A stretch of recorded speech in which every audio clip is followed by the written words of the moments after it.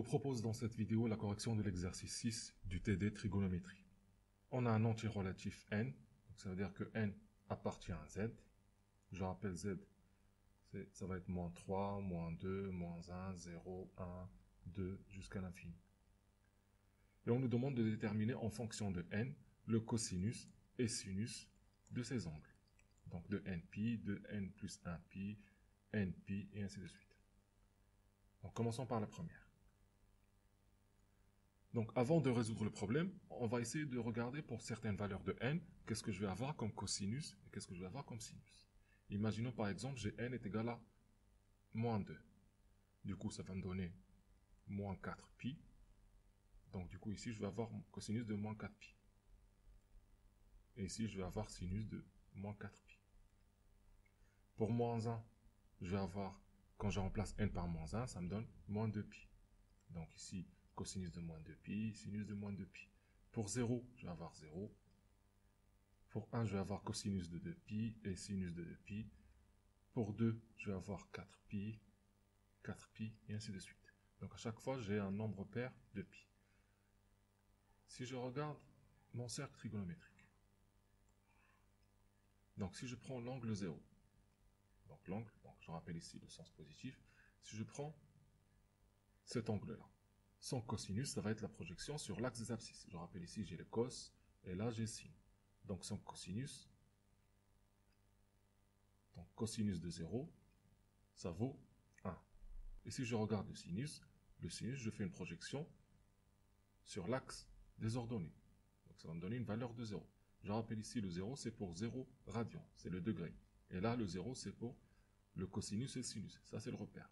Donc du coup, je vais avoir sinus de 0 est égal à 0. Maintenant, si je rajoute 2π, je reviens au point 0. Donc cosinus de 2π, ça va être égal à cosinus de 0. Et sinus de 2π, ça va être égal à sinus de 0.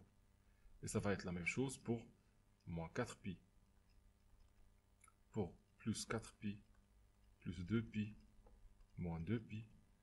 Pourquoi? Parce qu'à chaque fois que je rajoute un nombre pair de π, ça me fait un tour complet, donc je reviens à mon angle de départ, donc qui fait 0.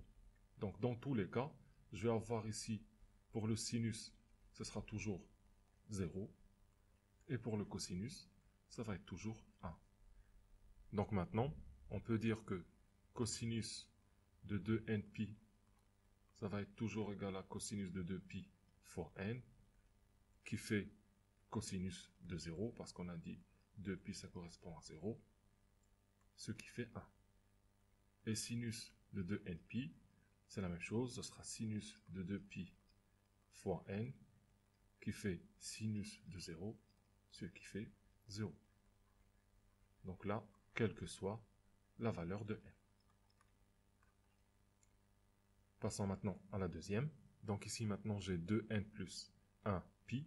Donc du coup pour n égale à 0, si je remplace ici par 0, ça me donne π. Et là ici π. Pour n égale à 1, ça va donner 3π, 3π. Pour n égale à 2, ce sera 5π. Et ici 5π.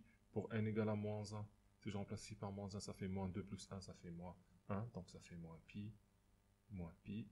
Pour moins 2, ce sera moins 3π, moins 3π, ainsi de suite. Maintenant, si je regarde ici, donc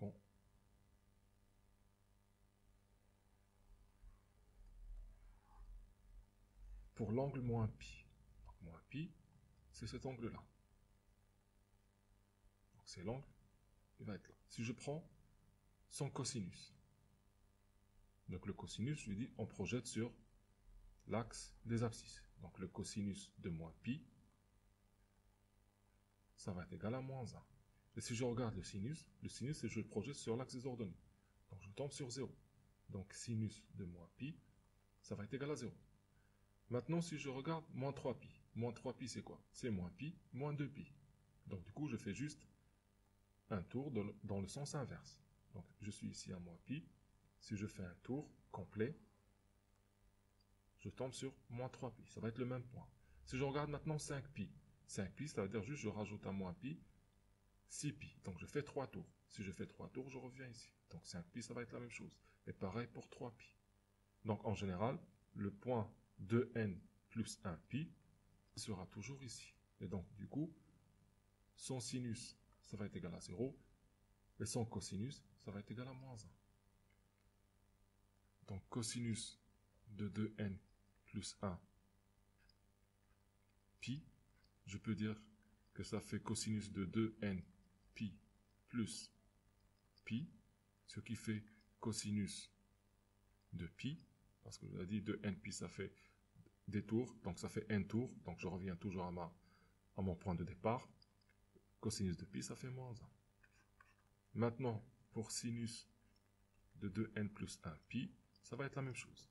Ça fait sinus de 2n pi plus pi, donc ce qui fait sinus de pi, parce que je vous avais dit ça, c'est équivalent à 0, modulo de pi, et sinus de pi, ça fait 0. Donc voilà pour cosinus et sinus. Maintenant pour la troisième, donc on va essayer de voir la même chose. Donc si moins 1 ça fait moins pi, pour 1 ça fait pi, pour 0 ça fait 0, pour 2 ça fait 2 pi, pour moins 2 ça fait moins 2 pi. Donc ici la valeur de l'angle, elle varie selon la parité de n. Donc je vais avoir ici deux cas. Si n est pair. Donc ça veut dire n, il peut s'écrire sous forme de 2K. Donc ça veut dire 2, 4, 6, 8, moins 2, moins 4, moins 6, 9. Donc, ça va nous donner cosinus de npi, qui va être égal à cosinus de 2kpi. Et on sait que 2kpi, ça correspond à 0. C'est la même chose que cosinus de 0. Et on sait que cosinus de 0, ça fait 1. Maintenant, sinus de npi, ça va donner sinus de 2kpi. Donc pareil, 2kpi, ça correspond aussi au point 0, au point d'angle 0. Ça correspond à l'angle 0.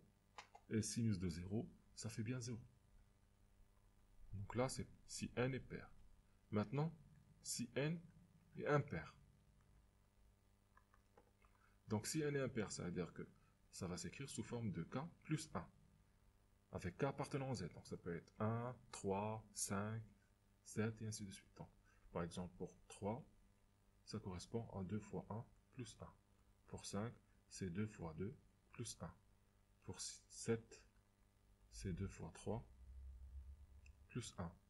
Pour moins 5, ça fait 2 fois moins 3 plus 1. Donc à chaque fois, ça s'écrit sous la forme 2 fois 1 entier plus 1. Donc du coup, on regarde. Cosinus de npi, ça va être égal à cosinus de 2k plus 1 fois pi, ce qui fait cosinus de 2k pi plus pi. Donc là, c'est la même chose que 0, ce qui fait cosinus de pi. Et cosinus de pi, ça fait moins 1. Pour sinus npi, ça va être sinus de 2k plus 1 fois pi, ce qui fait sinus de 2k pi plus pi. Là, on a dit ça correspond à 0, ce qui fait sinus de pi. Et sinus de pi, ça fait 0. Donc là, on a vu les valeurs de cosinus npi et sinus npi selon la parité de n, si n est pair ou bien si n est impair. Maintenant, pour moins pi sur 2 plus 2n plus 1pi. Donc si on regarde le cosinus. Le cosinus de moins pi sur 2 plus 2n plus 1 pi. Donc ça fait cosinus de moins pi sur 2 plus 2n pi plus pi. Ça fait cosinus de moins pi sur 2 plus pi, parce qu'on a dit que ça correspond bien à 0, c'est la même chose que 0, donc je peux l'enlever. Donc ça fait cosinus de pi sur 2, et cosinus de pi sur 2, si je regarde mon cercle trigonométrique, ici c'est pi sur 2, quand je projette sur l'axe des abscisses, donc là c'est le cos, je trouve 0. Donc ça c'est pour le cos. Maintenant pour le sinus. Donc on va faire la même chose. On va développer d'abord. Ça fait sinus de moins pi sur 2 plus 2npi plus pi. On a dit que ça correspond à l'angle 0, donc je peux l'enlever. Moins pi sur 2 plus pi, ce qui fait sinus de pi sur 2. Ce qui fait, donc si je regarde ici le sinus, je vais projeter sur cet axe-là, ce qui vaut 1. Voilà pour cet exercice.